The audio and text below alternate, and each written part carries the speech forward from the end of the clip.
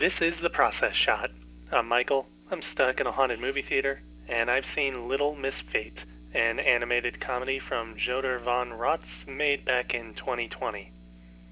It focuses primarily on the titular character, a bipedal crow or something, who is working as a custodian or something for God or something. That last one is pretty vague. Anyways, when her boss steps away from his work, she takes a look only to find that what he does is potentially fatal, as it involves determining the fate of others in the city streets below them. She decides to play the role of a loving god, preventing a man's death and kindling a romance.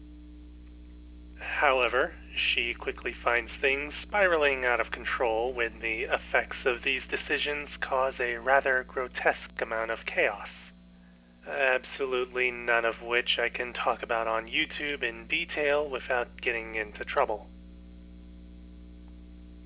This is a wild short from the start, setting up the fate system first and letting everything else build up from that concept. It's actually pretty neat in how the initial scenes don't seem to tie into anything until partway through, at which point the title character actually takes an active role after initially appearing to be secondary. The twists in the story are simple enough, but they're taken to extremes that are absolutely surprising and, again, really kind of icky to even think about. It's a bit absurd and surreal in how it goes about that, but it makes for a very exciting series of events that escalate as quickly as they eventually subside, and are more focused on the resulting creativity within the confusion than spelling out any greater story idea or character development. In a sense, there's an allegory about fate and its seeming randomness, but I'm not gonna put words in this movie's mouth. Either way, there really isn't much in the way of a story here, with the film's greater focus on the animation and whatever can be thought up within the story.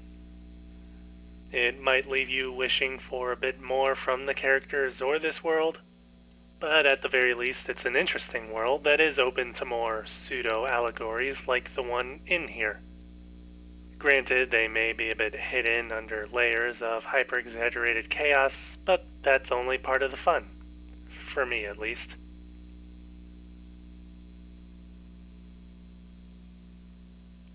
Little Miss Fate, Joder von Rotz, 2020.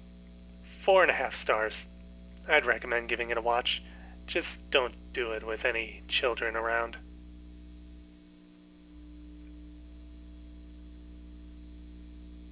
That's it for this review. If you liked it, leave a like. If you didn't, leave a comment.